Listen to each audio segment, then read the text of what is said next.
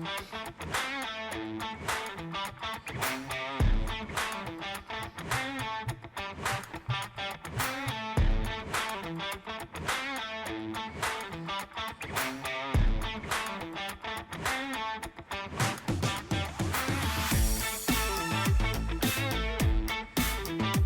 hello, friends. Good morning, good afternoon, good evening, good night. Whenever you're tuning in, we're glad and honored to have you part of the Preferred Experience podcast here. I'm Will, and that's Millzer across the way.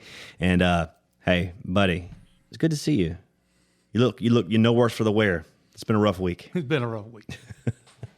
We're sitting here on a Tuesday, already talking about a rough week. Hey, look, it's once mid-August hits, I'm shot every day until December, into December. But today was like a turning point. You step outside this morning, it's like 55 degrees. Man, it's like, I know I'm getting my hopes up because this is the false fall, right? Yeah, this is the false fall. That'll be 90 next week. You can bet. Yeah, we're gonna have about a week to 10 days of this false fall. But you want me to tell you why I know it's going to be 90 next week, or at least 95, and the humidity will be back? Because there's no doubt in my mind, because every time we go to Stanhope, it's going to be 95 and about 110% humidity in that press box. Yep, smoky on the field. Yeah. Oh no, it's always smoky at Stanhope. I don't know what it is. Always smoky. It's the death fog, man. I guess so, man. The place is cursed. I mean, we were talking about that. We had the same kind of similar situation at Smith Station as far as rain. This is like the first time it didn't rain. But Stanhope, it's not just rains that happen at Stanhope. It's like torrential downpours right before kickoff. Right before, yeah, and then they're just enough to make it extra humid. Just enough to puddle up the sidelines, and hey, our guest and create the smoke exactly. And our guest today knows all too well about the Stanhope smoke. We got a really cool guest today. Ricky Rose is our Preferred Experience podcast guest today, and Ricky is on here because he works for iRoof. No, that's not why he's here, but that's what he does. That's what he does right now. But you're going to learn about this guy today, and Millzer, you know as well as I do, what a tremendous story Ricky Rose has to bring today. Oh, absolutely. I mean, it's of course I've known Ricky for years, being Prattville guys. I've known him mostly through his coaching exploits at Prattville High School. He was assistant baseball coach, assistant football coach, and for years up there. So we've been close for a while now. But I really didn't know everything that he's actually pulled off in his life. He's done some stuff. He's done some stuff and knows some stuff. So Ricky, welcome, buddy. Thank you guys for having me. It's an honor to be here. Man, so we're talking about this. We're talking about the Stanhope fog, right? The Stanhope, the curse of that stadium, and you're no stranger to that at all because you played for Prattville High School back in the '90s. I hate no hope, no hope. And you've been with them ever since. I mean, all the way from when you weren't here in Prattville in the early 2000s, and then you come back and and now you're no longer. You're no longer on the paid staff, but you're a volunteer staff. Yes, You just can't get it out of you. I've got too much line in me. Too much line. When I first met Ricky, I guess I met you started really knowing you about 3 or 4 years ago. Mm-hmm. And there's this guy over in the coach's booth, and he's always got this big white headband on, and he's running around. He's like smacking people up. I'm like, this guy needs to be down the sideline. Look at that energy level. And then come to find out is Ricky Rose, man. And I asked him when he came in. I was like, he had the white headband with him then. I was like, man, that white headband means something, right? It means something. What'd you tell me? I just sweat a lot. Just sweat a lot. I'm always busy. Not symbolic at all. I thought it was like some kind of like remember how. What was the Jean-Claude Van Damme movie? Was it Street Fighter? Not Street Fighter. Bloodsport? No, not Bloodsport. Yeah, it was Bloodsport. Was it Bloodsport? Yeah, where his buddy had the always wore the bandana. Yeah, the dude from Nerds. Yeah, the dude from Nerds. Yeah, Ogre. Yeah, Ogre, who was a famous kickboxer. Yeah, and Chung Lee, or what? I can't remember. Tong Po. No, it wasn't Tong Po. But the actor's Bolo Young. Bolo Young is the actor. The largest chest in the world. In the world. He beat him up, put him in the hospital, and took his bandana and wore it on his thigh. Yeah. And that's what it was. And he was as an intimidation factor to Frank Dukes. Yeah, Frank Dukes. Dukes, my man, you good? And he's like, now I break you like I break your friend. Remember that? Oh, yeah. And he's pointing with his thumb. And it's so badly dubbed. So badly dubbed. Bolo Young couldn't speak an ounce of English. But he made the greatest meme of all time when it said Bolo Young playing the drum set. Yeah. When he's doing like this, he's throwing his hands up and down like he's won something, and then they put the drum set in front of him. So good. Anyway, Okay. Way off topic. Way off topic. I should have came up with something cool though, like it's from one of my enemies. Fallen enemy. I took it off of fallen enemy. My last kill. Yeah. So talk about your experience growing up in Prattville and your experience playing for Coach Clark, and just walk us through, because you were there at the beginning of the Clark era, and you were there for also the end of Coach what was his name? Lucas. Coach Lucas. That's right. I was trying to say Coach Owsley. That's a different guy altogether. Coach Lucas to Coach Clark. Talk about that transition and what that did for you. Yeah, I moved into Prattville this summer between my 5th and 6th grade year, and didn't really know anybody coming from Montgomery and stuff. My parents moved around a lot. It was kind of hard for my dad to keep a job for some reason, and so just moved around a whole lot. And then wound up settling down in Prattville, coming over from Montgomery. I went to a school there. I don't even remember the name of it now right off the top of my head, but moved in and didn't know a lot of people. But then I started playing for the Prattville Bears. Football back then, it was Bears and Raiders. And Bears and Raiders. I met a lot of my friends playing football for the Bears, and that's pretty much where my core group of friends came from. Was from the Bears, and started then. Played football all the way through junior high with Coach Page and all them, and he paddled me more times than I like to admit. I was actually on his roof the other day, and I was like, "Hey," he said, "I remember you." And I said, "Remember how many times you paddled me?" And he just laughed. But that's neither here nor there. Paddling. Yeah. What a novel concept. Yeah. I think that's maybe lost in today's education. We need to bring it back because it worked. I mean, what would you rather have, a 3-day suspension or a paddling? I'd rather take 3 days out of school. It was you always had the choice, laps or licks. Yep. Yeah. Yeah. Licks will straighten you up in a minute. Yeah. Anyway, sorry to interrupt. That's all right. I started playing. I went from the Bears to the junior high, on up to the high school, and Coach Tommy Lucas was there, and I always remember him from just saying, "Run it again, run it again, run it again, Jeremy Walker, run it again." And I don't know if you guys remember Jeremy Walker. Yes. We called him Tex at the time, and he's just a good dude, and he used to give me a ride home from school and stuff like that. But Went on to play at Alabama. he did. Yep. Just a good dude. I think he's a really successful lawyer around. And, anyway, still a good dude. But I remember just going from Coach Lucas to Coach Clark. Man, it was just a breath of fresh air. Like Coach Lucas was. I mean, I've kind of always thought of myself as an old school guy, but he was super old school. And coming from that to Coach Clark, it was just like the new dawn or something. Yeah. Like he come in and had all these new ideas, and he was young, and he had all these younger coaches with him and stuff. Like, Coach. Lucas had all the old school guys, Coach Register and all those guys, but Coach Clark brought in some new guys, and brought in his dad, which is always a trip. I always loved Coach Reagan Clark a lot, and I respected all them a lot. So it was just different going from Coach Lucas to Coach Clark, but I learned a lot.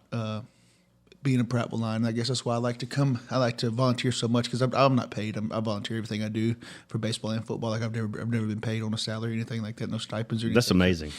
Yeah, but that's the heart of a true line right there. Absolutely. When you're willing to do that, because it's not just like an hour here and there. No. It's time consuming. Yes, sir. It's just the fact that so many of my coaches had such an impact on my life. If I could do that just one kid, it's worth it for me. So I got a feeling I've done that. I feel like I have too, in spades, and we're going to find out as this interview goes on, as this whole conversation materializes, and people listen, they're going to find out it's way more than just one. So you graduate in 2000? 2001. Graduated in 2001. Yep. 9/11 happens the same year. Oh yeah. And what were your plans pre 9/11? Pre 9/11, I was probably going to go walk on and play football at UAB. I was a pretty good long snapper and went up there and won a long snapping competition, and was offered a preferred walk on spot. I'm not sure what happened. My parents had some jacked up tax information, so I couldn't really fill out the FAFSA forms or whatever it is. So it was pretty much here. College is on your own. So, you know, I knew UAB was super expensive, and that was probably what I would have wound up doing. And then 9/11 happened.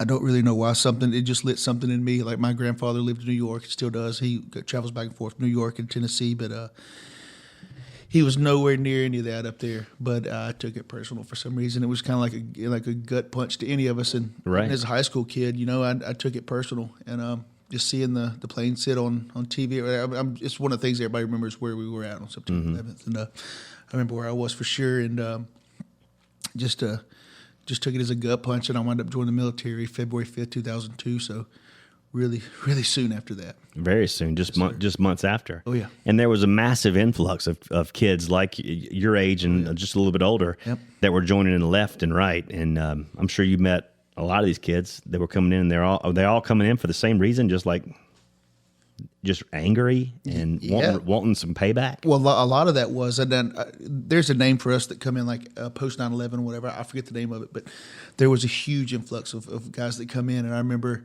it was just, hey man, we're going to war. Let's go kick some ass or whatever. So it was just, for sure. It was. I think it was more of let's go serve our country, something bigger than us. And, you know, normally guys were going, hey, I'm going to go pay for college. I don't really know what I'm going to do, so let's go join the military.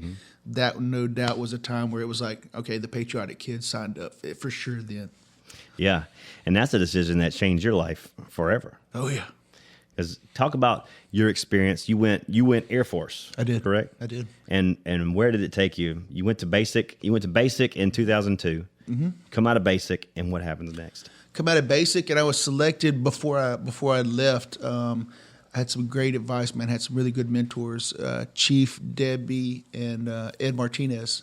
I went to church with them and their kids and stuff. And my dad, best advice he ever gave me was, son, I was in the Army, don't join the Army. And I said, okay, well, I noted that, and went and talked to the Air Force recruiter, and Deb and they were both chiefs at the time, chiefs of the Air Force, which is the highest enlisted rank you can get. Right.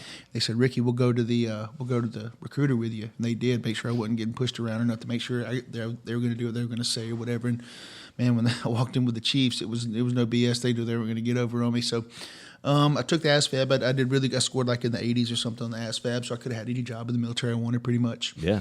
And I think you get 6 choices, and 5 of those are medical choices, and my 6th choice was still photography. And they had told me, hey man, if you get a photography, you can do that, and you'll shoot for the base newspaper and stuff. And I was like, I mean, I've never done that, but that seems like a really cool job. And long story short, my recruiter called me on like a Saturday. He goes, hey man, what are you doing? And I was at Lowe's with my dad trying to help him build a privacy fence. And he says, I got good news and bad news. I said, well, whatever. Tell me the news. He says, well, the good news is one of your jobs opened up. It's which one? It was number 6. It was photography. And I said, okay, well, that sounds cool. And I've been looking into it a little more after we initially spoken about it. And he says, yeah, and what's the bad news? Bad news is you need to leave Monday. And I'm thinking, here I am in the back of my dad's truck, or loading wood in the back of my dad's truck on a cell phone that I just got. Because, they weren't, everybody didn't have cell phones back in 2001, whatever. Right. If you did, it was pretty big. Yeah, absolutely. So I'm sitting there talking, and I'm thinking, I have not told my mom or my dad I'm joining the military. Like, this is not good. so immediately tell my dad, hey, Dad, I'm joining the military. He's like, yeah, son, that's awesome. That's awesome. Does your mama know? No, she don't know yet. Well, my mom lived in Atlanta, so my dad let me off then pretty quick, and I called my mom. Hey, Mom, I want to take you to dinner. What? I said, yeah, I'm going to come take you to dinner. I wound up telling my mom about joining the military. I remember her crying, and my mom's always been my biggest fan, by the way. And good mom. Oh, yeah, for sure. And she cried, but she knew it was probably best for me. Like, she knew where my heart was, and my mom knew me more than probably anybody, so she knew I was in it for the right reasons. So your first job opens up, and it's a still photography job in Oklahoma. Is that right? Yeah, my first duty station was Oklahoma Altus, Air Force Base, Oklahoma, which is basically in the armpit of Oklahoma. If you look on the map, it's right where the armpit would be probably. So Oklahoma, and then is the arm that comes out. So right in that little angle there is where. Right in the angle, yeah, right there at Texas, and it's just I just call it the armpit because it stinks there, man. It was a bad place for an 18, 19-year-old to be.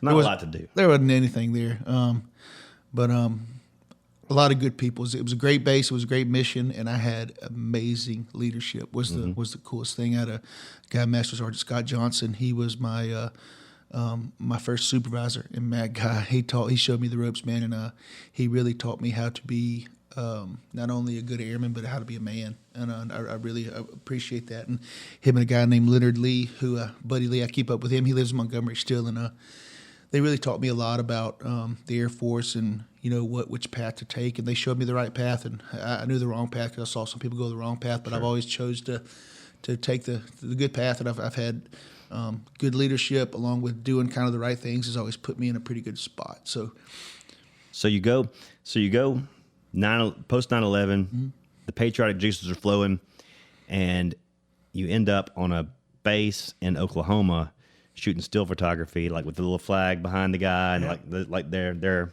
like yearbook photos, right? Yes, that night retirement ceremonies. There was Altus was a big. They taught like area refuelers how to that was their job there. So they had a lot of graduating classes, and I took a lot of group photos, a lot of, like you said, like official document photos, or whatever. And there's some guys that come through that were combat photographers, and I saw them, and they were in flight suits, and I remember thinking, what are these dudes doing in flight suits? They're photographers. Like, only pilots wear flight suits. Like, what's going on here?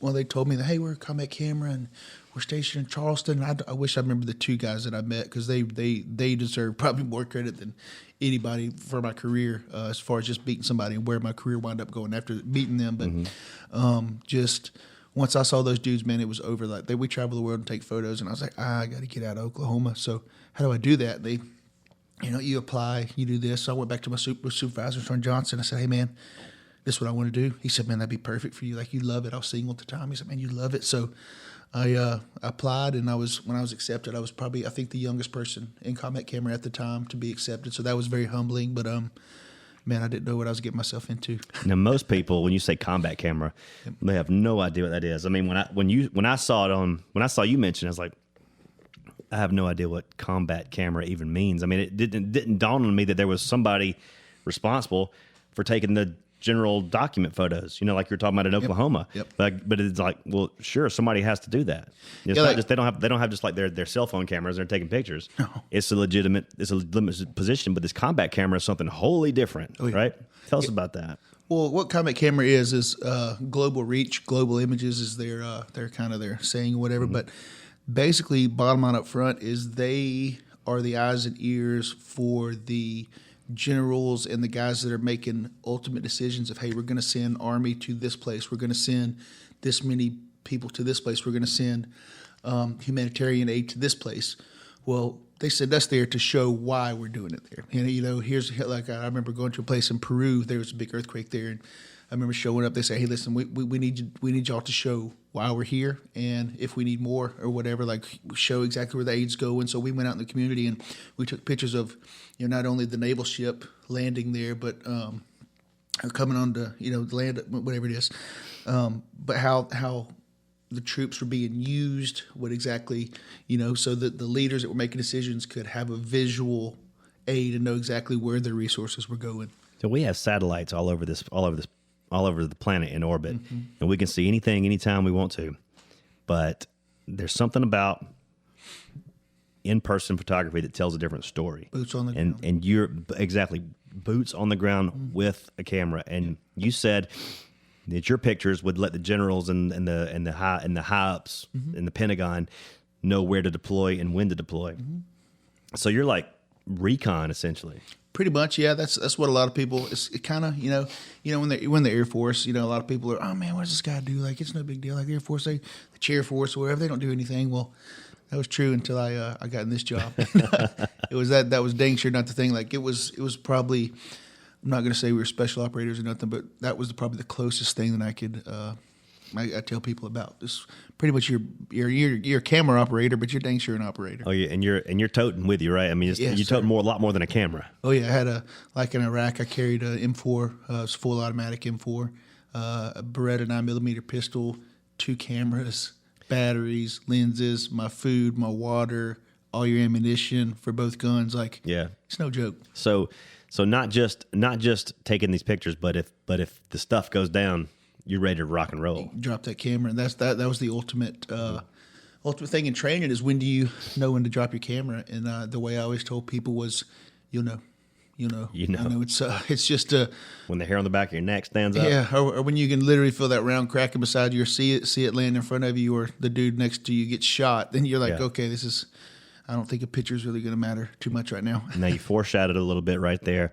You said this combat cameras like global reach, global images, and you said when you were in Iraq, and you got to remember this is right after 9/11. This is 2002 and on. We're in the beginnings of the war on terror, right? And the government has, and our FBI and our defense specialists have this top 100 list of terrorists that we're going to kill every one of these guys if we can find them. We just don't know where they are. Oh yeah, and that's when Ricky comes in.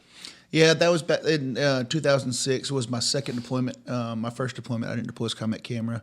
I was in Oklahoma, and I took the very first deployment I could get. I volunteered to do whatever I could, and it was there was a duty that I had. It was I went over and watched third country nationals work, and I basically watched them and kind of babysit them all day long. And so that and I was in Ali Salim, Kuwait. Third country nationals. Third country nationals, and in Kuwait, like Kuwaitis are rich, man. They don't work. They got folks that come in from all over the poor folks that come in there to work, and they pay them pennies on the dollar to come work. And so it was called TCN duty, and I was on a base, and it was basically just watching the third country nationals work on base, make sure they're not messing anything up or whatever. And I really enjoyed that, but I got to see a lot of the behind the scenes combat stuff, because in Kuwait, that's where the guys that were getting hit in Iraq at the time of 2004, that's where they were sending them. And so that was my first little bit of kind of taste to get to see that. And then I was still in Aldous at the time, and then once I got back from that deployment, that's when, hey man, combat camera, that's what I'm doing. So that's what that led me to my 2006 deployment.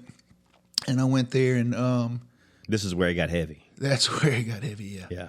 It was pretty intense. Like I knew I was going to be working with the 101st Airborne doing air assault missions, and an air assault mission is where you get on a helicopter and you fly out to XYZ and you land there, and you're normally there for about 24 hours pretty much. We land about 3 in the morning, and we'd leave again about 3 in the morning if we could. A lot of times 24 hours turned into 48 or 72 hours pretty quick, depending on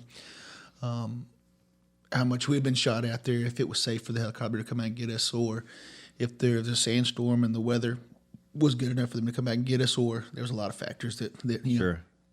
And it led to a lot of stuff like you were saying is just going to get the bad guys. That was a lot of the regular Army. What their job was to go and get the overall intelligence. Like, hey, we're gonna go raid this village. And this village all day. No one knows why we're in this village, but that's something I kind of learned working with a lot of different people in the Army is they do everything for a reason. Like the regular Army is going to hit this village because that night Special Operations is going in, and they're going to go collect some dudes that they think are there. And while we're collecting stuff throughout the day, like I'm taking pictures, and I don't know why I'm taking pictures of this stuff. Some of it just seems just silly.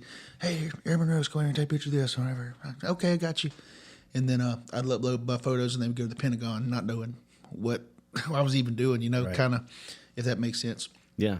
But just following orders. Yeah, just following orders. And then it became time to, once the special guys realized, hey, this guy's all right, he could roll with us without getting himself killed or getting us hurt. So they started taking me on a lot more missions. I was with it's called CJ the Combined Joint Special Operations Task Force, and that was Army Rangers and Green Berets and Navy SEALs and the baddest of the bad dudes all together. Yes. And that was eye-opening because one day, Chuck Norris up in there, pretty much, yeah. That's kind of Chuck Norris is my job. Just kidding. You kind of look like Chuck Norris. Well, hey, man, he was in the Air you're saying Force. it's a combination of Chuck Norris, Charlie Sheen, and yes, and Jackie Chan. Yes, Jackie Chan. Anyway, that's awesome. So just the job there was the special guys. Their job was basically to go kill and capture the head guys every night, like the top 10 Al Qaeda, and that's one of the things is, man, when you kill the head of the snake, it's going to grow another head, and man, that's one thing the Al Qaeda was really good at is, once we kill one guy, they're going to have somebody take over, and sometimes they'd have their own internal power struggles, which was good for us because that gave us time to jump on them before they have a time to really rebound. But they knew what the heck they're doing, man. They've been around a long time, unfortunately. So you are part of the crew that's tracking down and killing America's Most Wanted. Absolutely. And That is unbelievable. Of course, I'm just taking pictures of it, whatever. But You're not just taking pictures because, I mean, I imagine there's a few times you dropped that camera. it's more than a few. Yes, Yeah. Oh, yeah. Yeah. Because you got to look at it this way. Yeah, you're taking pictures, but they're not taking pictures of you. No. No, they don't want a They're picture of shooting Ricky. something else Oh, at yeah. you. Oh, yeah. And they don't care that you have a camera. Oh, no. I was actually more of a target. Yeah. Absolutely. Americans during that time, and I think even still today, had this preconceived notion of these people that we're going after, that they're all just savages. That there's not a lot of intellect. There's not a whole lot of ability to make war in these people. And that's not the case, is it? Not at all, no. I mean, if you think about it, like, I'm not sure how long the Taliban's been around, but way longer than any of us have been around. Like, they are danger organized, and at the time it was, Al Qaeda, not just the Taliban, but they're not one and the same, but basically. And it's there's a lot of hate in their hearts, man, and they don't fight fair. Like, that's one of the hardest things psychologically that a lot of me, not only me, but a lot of my brothers, sisters come back over there is, you're not fighting a dude that's in a uniform like you are. You're going out and fight someone that looks like a civilian. Like, this dude, you might have just hemmed him up, and he's saying, no, it's okay, I'm a good guy. And man, you turn your back, and that dude's, the one that's coming to fight. That's the bomb maker of the town or something. You're like, man, I just saw that dude yesterday. Holy cow! And just it's hard to fight somebody without a uniform on. Yeah, because we have the greatest military force in the world, but also probably the most benevolent force in the world too. We don't want to kill innocent people. No, we don't want to kill civilians. Nope. Almost to a fault in these wartime situations. Mm-hmm. We've seen. I mean, I know you've seen. Oh yeah. Firsthand, we've seen on the news where soldiers would be killed by what they thought was an unarmed civilian who they let go. Yeah, and that happened a lot. That was a part of. Big Comet cameras taking pictures of like collateral damage and stuff, and man, I can't tell you how many times that we hit like the wrong target. Like, the bomb fell on the wrong house and destroyed a whole family. Mm-hmm. So, and then I had to go and take pictures of that, and hey, show you this is what happened. Like, kids, and family members, this bodies blown apart and stuff like that, and just the part that nobody really likes to talk about, but it was part of the story, and the guys making the decisions needed to know that kind of stuff happened. And people want to blame the American military for that, yeah. But it's not the American military's fault. No. It's these hateful people that are making that are the war makers and the terrorists that live next door, and we didn't have the exact intel or the right coordinates, and this happened, and the whole world wants to rail against America, but hey, if it's not America they're targeting, it's going to be you next, right? You Western democracy loving country. I mean, they hate us all, and America's just target number one right now. Yep. So you're going into these places and like taking out these bomb makers and these people that have the ability to reach us just about anywhere they want to. It's not just to kick the door open and they're sitting in the living room in a recliner. Oh, these places are wired up. Yeah, we would. There's a lot of this stuff was secret, top secret back in the day, and I really hope it's been declassified. But there's a certain way that special operators operate, and they're very smart in the way they do things. Like, if I know we're going to take out the number 2 guy tonight in Al Qaeda, we know this guy's a bomb maker. That's all he does is make roadside bombs or whatever. Mm-hmm. So this dude obviously has access to explosives, and he's obviously probably not going to go down without a fight if we were trying to capture him. So it was safe to say that his house was probably booby-trapped or whatever, so he'd know and that, hey, Americans are going to come kick my door in because they just kicked in Ollie Bars, the house yesterday, and he was number 1, and I know I'm his number 2, so, I mean, I know it's coming. So a lot of times they would booby-trap their houses, and that's a lot of, they have roadside bombs, they have vehicle-borne bombs called VBIEDs, and IEDs are just regular roadside bombs, and then they'd have house-borne IEDs where they literally put bombs in houses where we'd have guys walk in and hit a tripwire, and there's just look to your right, boom, you know more. It killed it. I mean, it's just so nasty, man. Wow. But they, we had dogs and stuff that we'd send in before. Like what we would do in a situation like that is we'd surround the house. Like if we knew there's a really good chance of the house being booby trapped, we'd surround it. We'd have an interpreter with a megaphone, and we'd say, "Hey man, this is basically like a scene out of a movie or something." They say, "Hey, this is the United States military. We're here. You have your house surrounded. Come on out." And sometimes they'd come out, sometimes they wouldn't. Well, we would know if they're in there because we have drones in the air with, hey, we got 6 people inside because we can see infrared capabilities, and then they can see the heat signatures, right? Yep, but they have no idea that we know they're in there or whatever. So it's like, hey, we know there's 3 of you in there. Come on out. And so finally they're all in the corner, you on the chair, and you you in the bathroom. Come on out. Looks like you're laying down. Go ahead and get up, bud. So and once we got the house clean, most of the time they come out like they're supposed to, and sometimes we'd have to send the dog in after them if they didn't want to, and man, I could go on for days and stories of just some crazy stuff that I seen doing that. But it was, I guess that's kind of the main part of that was, they could send a dog in, and sometimes they trip the wire or something like that, so we didn't have to. But those military working dogs are just amazing. Yeah, amazing. And you weren't doing this. You didn't do this for a couple weeks. This was day in, day out. For how long? Like 8 or 9 months at a time. Wow. Like if not every night, it was damn near every night.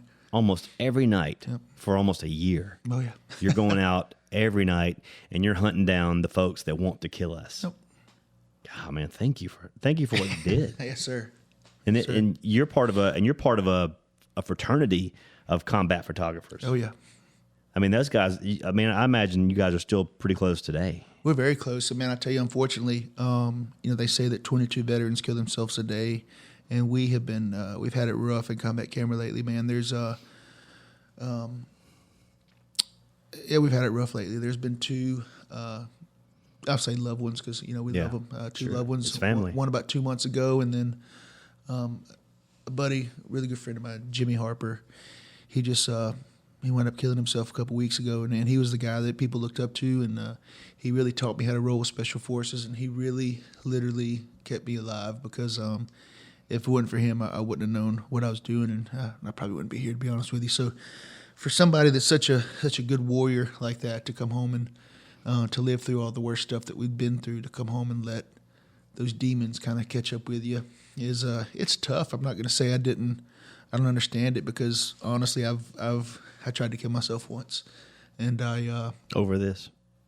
Yeah, just Iraq stuff, and it's just there's a lot of things about taking a picture that you don't really think about at the time because it's just a snapshot in your brain. I've went through a lot of therapy, and the therapists are like, when you take that picture, you don't think about it. That's actually ingrained in you. So, and not only am I taking the picture, but you have to come back and upload it in Photoshop, and you have to look at it a lot. And then a lot of times the stuff is just you have it saved in your files and stuff, and you're seeing it. Not that it's really you're noticing it until after, because when you're over there kicking indoors every night, you don't have time to think about, oh, poor me. Like you're thinking, hey man, how am I not going to die? Like how do I do my mission? Like how do I not suck at what I'm doing so I can be effective? You don't want the last thing you want to do is go over there and be not effective. So yeah, it was tough. These pictures that you take, they don't see the public eye doesn't see these. It's not like BBC or CBS reporters with their little helmets on doing the reporting, and they've got pictures of like this terrorist, like al-Zarqawi or Bin Laden. They've got pictures of them, like this was them. Those aren't your pictures. That's not. Those are totally classified. Yeah. Right? And that's what we use. Our military leaders use to figure out their next move. Yep. Well, I tell you, on the flip side of that, I did actually have some photos that were in like Newsweek and stuff like that. They actually were published because the enemy has counterintelligence also. So if whoever holds the information wins here, kind of like the games. If the bad guys can tell their countrymen, hey, these Americans are here for bad reasons, and they're going to push out photos of dead little kids and stuff and say, hey, look, the Americans are killing us, blah, blah, blah. Help us fight them. We're going to put out something that says, listen, here's why that little kid died. It's because these bad guys are doing this or whatever. And it's really, the counterintelligence over there is just huge, and the psyops and stuff like that is something that people don't really think about. But it's a huge part of the mission. A lot of the photos that we did for psychological operations and stuff like that. And some of these people, these people that we're going after over there, there's a difference between wartime killing and murder. Yeah. And these people are murderers. Beast, They're yeah. murderers. I mean, kids are. I mean, I would imagine kids are dying because they have no problem strapping a bomb to a kid and turning him loose into a crowd. Not at all. And the thing is one of the hardest things psychologically for us to know as American troops was knowing that, this dude that we just shot might not necessarily have been a bad dude, but we know that Al Qaeda was going into towns and basically walking up to because like one elder man would be in charge of like his whole family. Like he might have 4 wives and 10 kids, and they're going to walk up, and once they find out who he is, and hey, where's your eldest son? Your eldest son walks up, and boom, they kill him right in front of you or cut his head off right in front of you. Yeah. Literally, they're barbarians, and they say, okay, if you help us, we're not going to kill the rest of your family. Mm-hmm. And you say, no, I'm not going to help you. They just start offing folks. Like, boom, there goes your daughter. There goes one of your wives. There goes this, and they'll keep going until you say, okay, I'll help you. Wow. Well, then they strap a bomb to your chest and say, hey, next time you see an American convoy come through, we want you to walk up to them. And they're either going to shoot you or you're going to blow them up. So and if you don't do that, we're going to be right here killing your family. Waiting for you. Yeah. Oh my God. And man, it was rough to know that. Once you find out that kind of stuff was going on, man, it's just that's the part that eats you. Even when you come home, it's like, man, you never really know. But at the end of the day, what kept me alive and what got me through a lot of stuff was it's either you or me coming home, bud. That's right. Yeah. That's right. It's as bad as that sounds. It was. And I'm going home. Yeah. Here I am. Yeah. We're 21 years into that conflict now, and still fighting those same fronts, and a lot of the American patriotism that swole up in the early 2000s. It's kind of gone away today, and people are questioning, why are we even there? Is this even worth it? I mean, we have no business being over there. What would you say to those people? Man, I don't know, because it's tough. On one hand, I'm like, what are we still doing there? Mm-hmm. Personally. I mean, on the other hand, I saw firsthand the good that we did. A lot of the humanitarian stuff that you wouldn't know, like literally women would not be able to vote over there, like things like that. Right. Like women. They're the Middle East over there, the barbarian side, they are still very much men are for pleasure, women are for babies type thing. So women are only just about good for producing, and that's it. Like they livestock. Times are changing, Mm-hmm. but a lot of the areas we were at that was their mentality. So They didn't give it. A woman was about as good to them as their cat or dog or cow or something. It was just crazy for us to imagine that, but. And we're doing some good over there for sure. Well, I mean, hats off to you for the work you guys did over there, and the work that keeps going on today. Sure. And this fraternity that you're taught, that this combat camp fraternity, and all the guys that have been over there in the stuff. And we say stuff because it's a family show. You know what it's really called. But when you come back, like you said, it's not over when you come back. No, it's not over when you come back. You lost 2 family members, like you said, to suicide over things over what they had to deal with while they're there, and you yourself have even tried yourself. You've got an awesome family, sir, that loves you to death, man. I know that's what kind of keeps you going too. Absolutely. But people don't understand the realities of PTSD. Yes, sir. It's tragic. It's traumatic. It is, and there's a lot of different reasons for PTSD. Like it's not just a war thing. Women that have been assaulted, kids that have been assaulted, whatever. Folks that have been in a car wreck, might not want to get in a car again. Like there's so many different things, and I'd definitely encourage this. Anybody that's out there struggling, listen to this, please. Suicide is a permanent solution for a temporary problem. It may seem like it's a permanent problem in your head, but man, there's always some avenue to reach out to help. Like anybody listening, man, I'll always be there for you. I can tell you that, because don't make a permanent solution based off a temporary feeling, because there's a lot of folks that would love you. There's a lot of folks that do love you, and there's a lot of people that would be sad if something happened to you. So being that probably the lowest point in my life when I went through that, just wanted to be there to help people, man. That's why I volunteer a lot. It's not just my time anymore. Like it's I'm here for a reason time. So That's exactly right. You know, God's given us all talents and abilities to use while we're here, but once we leave, man, it's gone. You can't use them anymore. Yes, sir. So while the sun is still shining on us this side of heaven, we got to use everything in our arsenal to help somebody else. Yes, sir. To point them to the Lord and to keep them moving in a direction that benefits them. Yes, sir. And benefits their families and eventually leads them to a place where they can find peace. Right. Yes, sir. And so, but you come back from Iraq, and combat camera goes on with you, right? That's not it for you. No, yeah, I did another. I did my second deployment, 2008. I was only with Special Operations that time, and we're not going to talk a lot about that deployment because that was a top secret only deployment. But holy cow, Ricky! Yeah, those guys that are in Fort Bragg. You guys can Google the troops that are in Fort Bragg, and I'm not talking about the 82nd Airborne. We're talking about the upper echelon folks, and just running and gunning with those dudes every day is the real deal.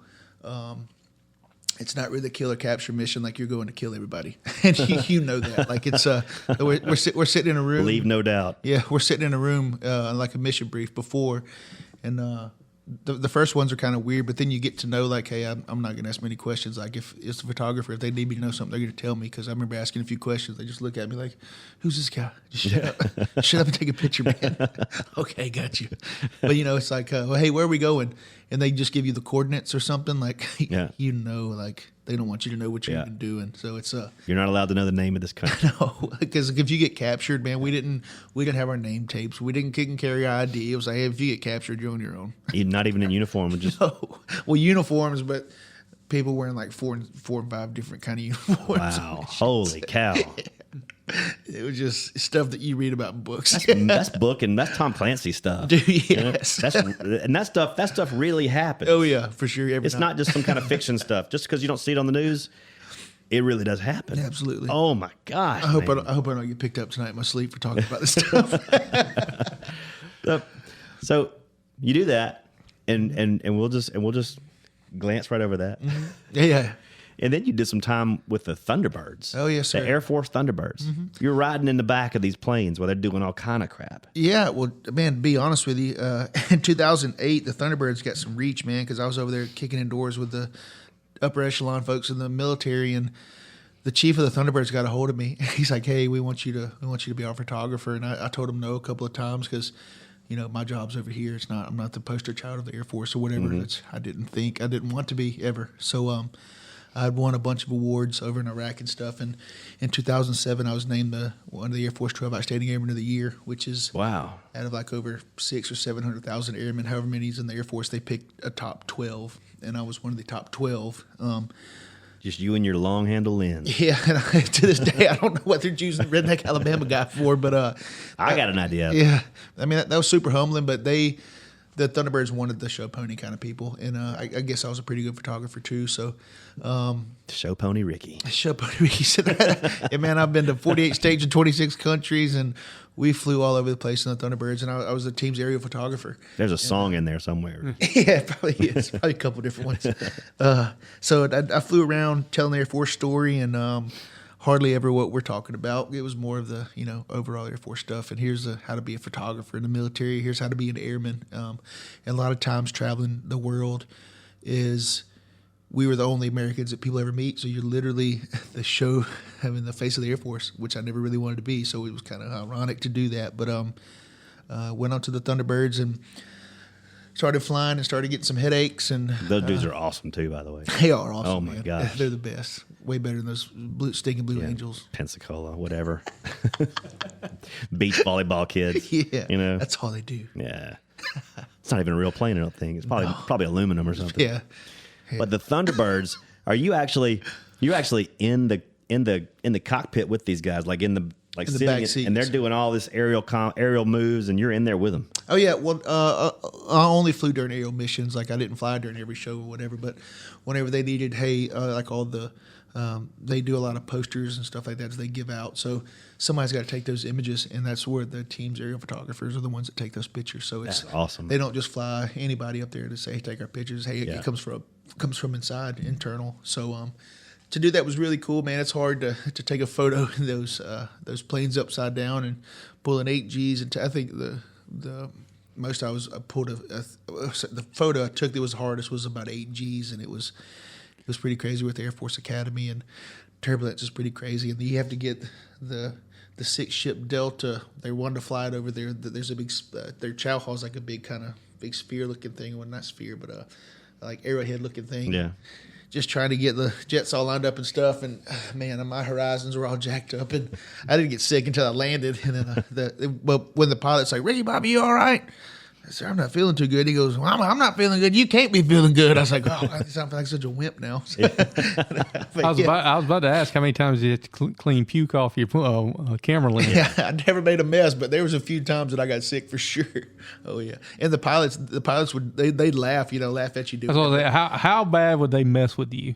A lot. But the thing is, and the pilots would tell you now, they'd say, "Ricky, we can put the hardest aviator in the back seat and make them sick, because if you're not in charge of the movements, you don't know what you're not expecting the movements. The human body is not made for those things, man. Those guys that do that are legit for sure." So you pulled 8 Gs in a Thunderbird. Yes. What's that like pulling 8 Gs? It's like 8.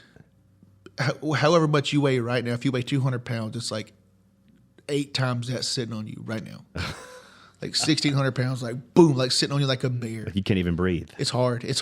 Anything after 4 Gs, we had the right equipment stuff on. Like you wear a G suit from your waist down, and anything over 4 Gs, it starts squeezing and keeping the blood up towards your heart, so it don't go down to your legs. Oh my gosh! You got. There's a specific way to breathe and stuff like that, and they teach you all that. It's if you don't do it, you will go out pretty quick sometimes. Yeah. Start getting that little tunnel. Man, that is so true. That is so true. The first thing to go is your color vision, and then it starts going into a tunnel, and then you squeeze, and I did that one time. That's crazy. Yeah. That is crazy, man. I passed out in training though, not in the jet. So just for the record. Just for the record. For the record. That's when you're supposed to pass out. Yes, sir. It is. So when were you officially? When did you officially leave the service? 2012. So February 2012, I was in for 10 years and 22 days, totally. And I miss it every day. I miss the camaraderie. I miss the people. That's another reason I like to volunteer and give back, is because Thunderbirds, we volunteered a lot. We gave back. We went always in children's hospitals and stuff like that, like the special needs stuff. Like, man, when I got home and ran into Miss June and, "Yeah, let's do the special needs stuff." I was like, "Dude, let's go!" Like the Field of Dreams and stuff. That was one of my first loves when I come back home, is jumping into that. And then I was doing that full time pretty much until I was asked to volunteer at the high school with football and baseball, and then that it took a lot of my time away from the special needs. And man, those kids have such a soft spot in my heart, and I still love them to death, but I just don't have as much time. Like, you only have so much time when you got family and this and that. And the Field of Dreams and Miss June Whedon, Doro. They're amazing, man. They're amazing out there. Yes, right behind the Bradford Y, the Absolutely. Field of Dreams, special needs, adaptive ability, ball sir. field. Oh, yeah. God, those kids light up every time they're out there. Absolutely. It's so much fun to be out there with them. Yes, sir. And then you move over to the back into the high school ranks, and you're setting up the comms every night for the high school games. Yes, and this is where I see the similarities between you and Millzer, right? Because both of you guys have equipment that is like way too old to be being used. Oh yeah. And somehow you make it happen every Friday night. Yeah, man. It's this is my 6th season doing it, and I'm setting up the same stuff we had 6 years ago. And when somebody at Lanier High School was setting up stuff, laughing at me, that's when I was like, man, we got some dinosaur stuff here. The dude at Lanier, who they don't have any money, is laughing at me about my equipment, like something's bad. Or not my equipment, but you know what I mean. Right, what we're having to use. Yeah. And man, that's dinosaur stuff. Yeah, I think the dinosaurs probably did use this stuff. You are correct, sir. Oh, yeah. You're correct. Oh, yeah. We are kindred spirits. Exactly. You see what I'm saying? I know you would appreciate that, Millzer, because Absolutely. do you now? I'm He gonna saves me about every Friday too. Baby, Millzer, you got this, you got that. He's like, man, I do. I'm going to ask you this because, see how kindred you really are, because when it doesn't go right on a Friday night in the radio booth, Millzer gets to throwing things. He gets kind of violent. Oh, yeah. Do you have the same kind of reaction? No, not really. Like, I just take things too personal. Like, even though I know something's going to break, like, I don't know why I take it personal, but I take it personal because I'm there doing it. I'm like, why can't I get this video up and running for them? I know why, because somebody didn't bring this or didn't bring that, or Right. this is broken or whatever. And I know why, but still, I'm like, hey, man, I'm here. I should be able to produce. And it's I don't know. It's just one of them things, I guess. But the bottom line is, have we ever not been on the air in 16 years? No. Bottom line is, it's never happened. He gets it, and no one would know how It stressed may not he be gets. it may not be pretty, but it gets on the air. This is why Millzer does in a broadcast. If you listen to playback on a broadcast, Millzer won't speak till almost halftime. Because Yeah. he's just recovering from getting on the air. Between that and me coming in there and picking at him and stuff. That's awesome. But man, it's been so neat getting to know you and your story. I mean, I always knew you were a cool guy, because as I know you were volunteering your time for the high school, and they couldn't do what they do on Friday nights without you and what you're setting up there.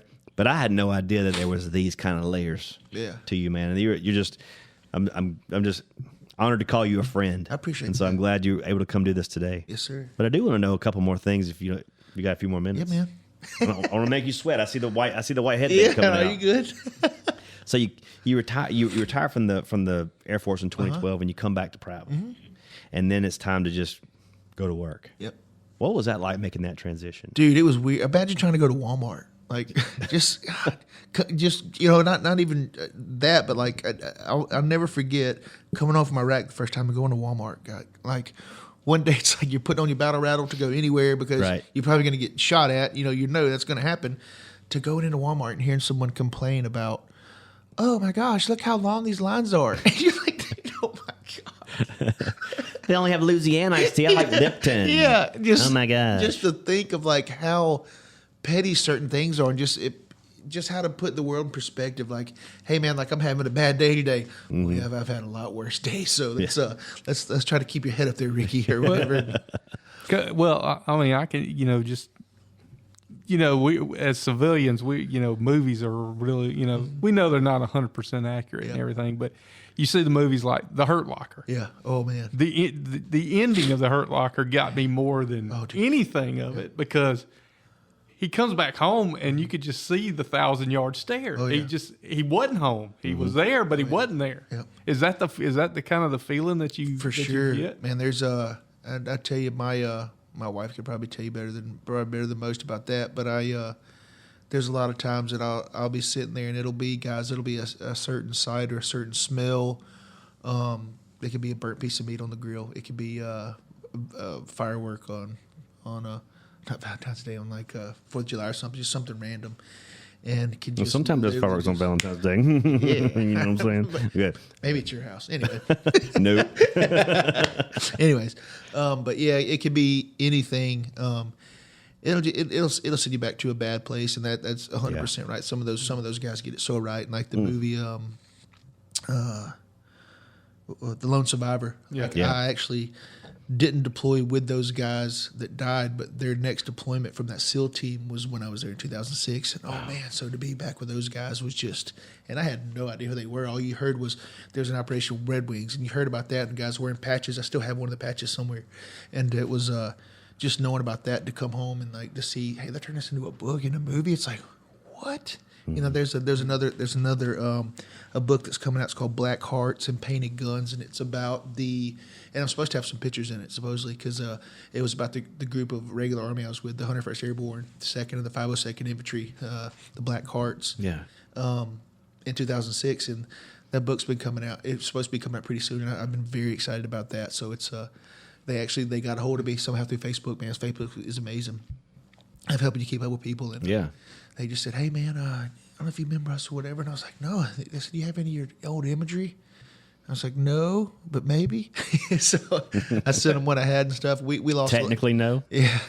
It's like, am I supposed to have this stuff? But no, I got rid of most of it through the advice of numerous doctors and stuff about how to not keep dreaming about stuff. Is, hey, just get rid of it. So a lot of it I get rid of, and some of it I've kept. I like to show my kids one day for sure, but not the gruesome stuff. I got rid of most of it, but it's probably I got rid of all of it. I think as far as I know. Well, we were bringing up movies earlier. How do those affect you? The war type movies or anything? Yeah. Do you got like if something is like completely bull crap, are you in the theater going, that's bull crap? No. Or if there's something so real and right that it just kind of stuns you. I mean, do movies affect you Yeah, to that extent? Yeah, absolutely. There's a lot of movies. Like we went to, I don't remember if it was the playoff game last year. We went down somewhere, and the football team went and watched a movie about. Was it 1942? Yeah, 1942. And we went in there, and they were like, "Coach, you gonna be all right? Watch this movie." I was like, "Yeah, I think I'll be okay, man." You get in there, you just hear the boom, boom, just the explosions and stuff, and I just not thinking, just got it walked out. And I'll never forget, Coach Hall come walking out a few minutes later. He's like, "Man, you all right?" I was like, why is he asking if I'm all right? Then I just kind of put two and two together in my head. I'm like, oh, shoot, like, that is why I left. And so, yeah, movies get me bad. Not as bad as, like, certain things. Like I saw a lot of tortured bodies and a lot of burnt up, what do you say? A lot of just, just a lot of burnt, tortured bodies. I'll say that. So seeing stuff like watching the Targaryen, whatever, the Game of Thrones, and watching it and like seeing like the burnt bodies from the dragon or something like. And my wife and my stepson Carlos are really good about if they've seen a movie or know something's coming up, they'll tell me, "Hey, you might not want to look at this," and I'll look away. And they're good about it. That's just an instinct, and that's really cool that my family does that. And so yes, that stuff is there's a lot of triggers. That's what I call those, is triggers. And it's I may see something like that and just tell myself it's a movie, or that may keep me up for a few nights. I don't know how it's going to happen, but it's for dang sure it's it affects me for sure. And that's why we have to do better for our vets. Yeah. Right. I mean, the stuff that you carry with you, and it's been years. It's been 10 years, and the stuff you carry with you is real, and we've got to take better care of our vets. Sir. Better care of our vets. You guys this country owes a debt to people like you that can never be repaid, because you came back with your life, but in a lot of ways it's cost you your life. Yeah. So, man, I just we could go on like this all day long, but man, I don't want to put a damper on anything, but wow, I mean, you paid a huge debt. You paid a huge price, Ricky. And then here on this, you have to just marvel at his family and his support, your family, your support structure, because there's a lot of vets that don't have that. Oh yeah. And that's where they start going down that dark path. Mm-hmm. And it sounds to me like you have a great support structure that keeps you from going down that dark path. Yes, sir. That and I also keep up pretty good with a lot of combat gamer buddies and stuff like that. We're real good at keeping up with each other, and just man, you never know how much just a text that says, "Hey man, how are you?" You might not have time to sit there and talk to nobody, but just to know that homeboy or homegirl's thinking about you, like it'll make you feel better or whatever. And those things always seem to happen when you need it the most. So it's if anybody out there is thinking about, got somebody's going through a rough time, just reach out to them, because you never know about "hey" or "I love you." Those words go a long way. They really do. Yes, sir. They really do, especially when it's just out of the blue. Oh yeah. When the Lord puts it on your heart to drop a line on somebody, don't hesitate. They're going to think this is weird. Don't think it's weird. Yep. Just do it. Absolutely. Just do it. When the Lord moves you to do something, you do it. Yep. You don't question it, because you have no idea the repercussions of that one little action can do. Yep. It could be someone's last day, and you extended it with that little text. For sure. But the thing is, like, I do it all again. All the stuff I've been through. I was going to ask you. I would do it all again if somebody didn't have to do it. Yeah. If I knew it was me or somebody else, there's no question I'd do it again, because I've had so many good experiences along with the bad, and met so many amazing people, and seen and done so many amazing things. Like a kid from Prattville. Like, I've been to 48 states and 26 countries. Like, and I've seen the richest people in the world. I've seen the absolute slums of the world, and so that really puts such a perspective in your head.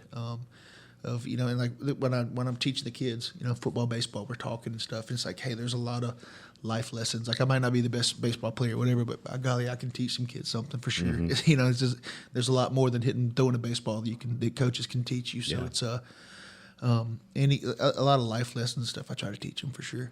And the life lessons that you teach with these kids carry them a lot.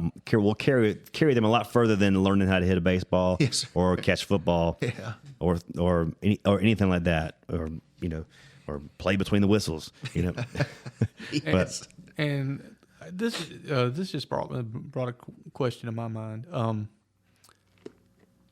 Has any of these kids that kind of know your story, or has any of them ever asked you for advice as far as military service? Oh yeah, man, quite a bit.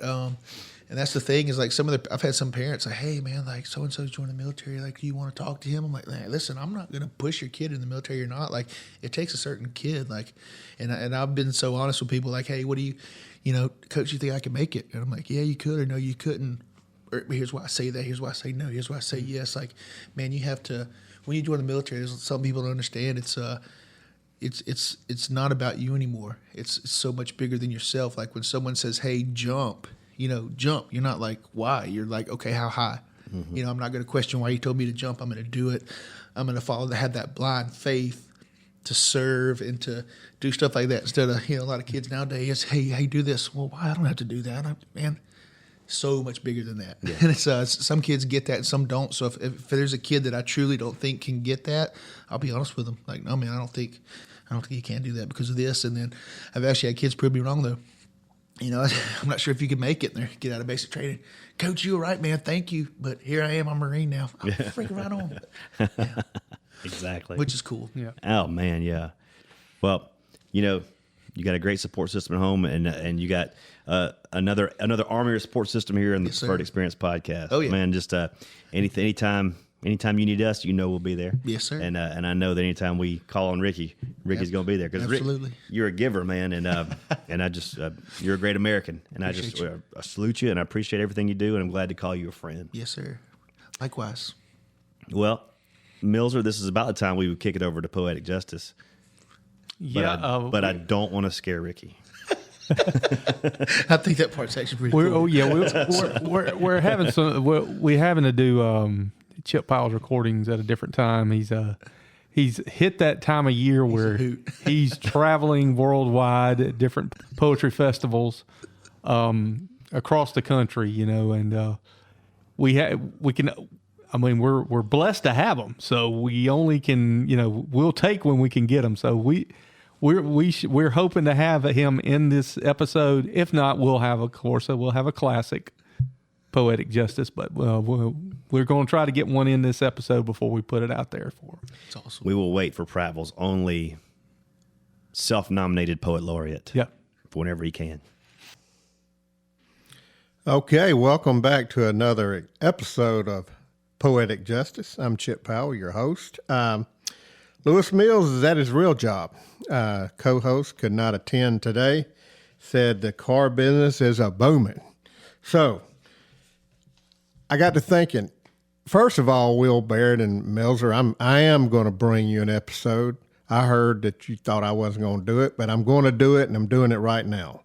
I'm going to tell you, I got a trip scheduled. I did it 3 years ago. I'm going to Montana to go hunting, but before then, it just happened to match up with the 63rd annual Bozeman, Montana Poetry Throwdown Classic. That's coming. Paul Ann Peterson, I know y'all know who that is, Poet Laureate Emeritus from Oregon, is possibly going to be there. She's 80.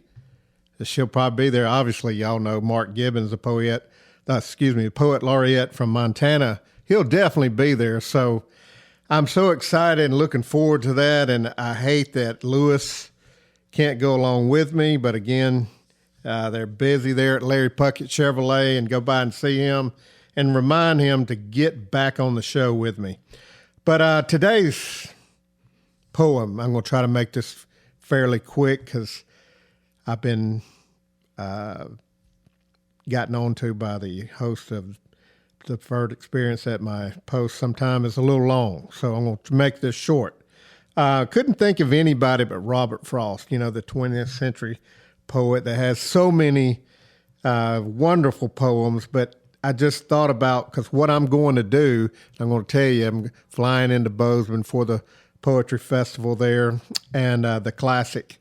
After that, I'm driving down to Gardner, going to a hunting lodge there, and then I'm getting on a horse riding 25 miles out to the backcountry and going hunt elk for about a week.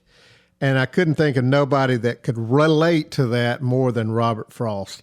And, of course, this poem is called Stopping by Woods on a Snowy Evening.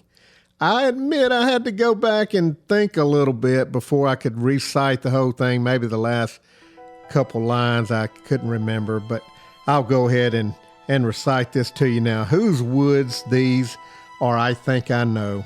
His house is in the village, though. He will not see me stopping here to watch his woods fill up with snow.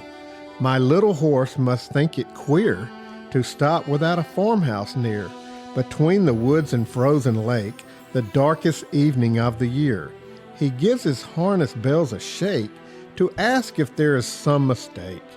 The only other sounds the sweep of easy wind and downly flake. The woods are lovely, dark and deep, but I have promises to keep and miles to go before I sleep. And miles to go before I sleep.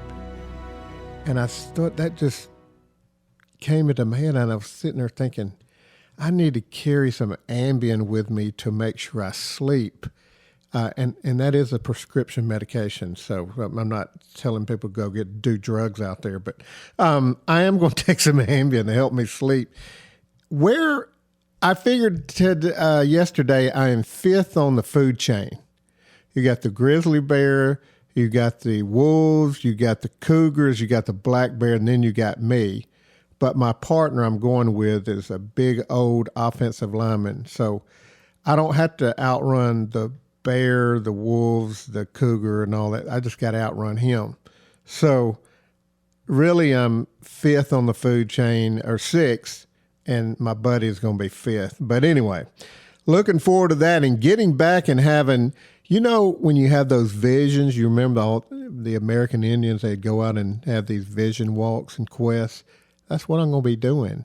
I'm going to come back with some amazing thoughts and probably some poems that I come up with underneath that Montana sky. Big sky country, Montana. We'll see you next week. Thank you for joining us. Yeah. But we do have the Motivational Minute today. No? Still? What is going on with our people, Stacy? We will have our Motivational Minute. Also, I haven't edited it yet. I'm sorry. This is ridiculous. Get your life football together. season. We're lucky we're even doing the podcast. This is ridiculous. Man. Come on. Ricky, you deserve better than this. Normally, there's Poetic Justice, followed by the Motivational Minute, and I mean, get it out of your system. I'm just going to edit this out anyway. Yes. That's the power of the podcast. That's awesome. This is Coach Donny Burnett, and here's today's Motivational Minute. Today's quote comes from one of the great football coaches of our times. Well, maybe. Coach John McKay says, "Bad is never good until worse happens." And I believe he was talking about his Tampa Bay Buccaneers back in the day. This is Coach Donny Burnett, and that's today's Motivational Minute. All right. Well, Ricky, thank you again, brother. Yes, sir. It's been an honor. Thank you, guys. For Ricky Rose and for the Millzer, I'm Will Barrett, as always, saying thanks for tuning in. And as always, good evening, good night, God bless, and go Lions. Go Lions.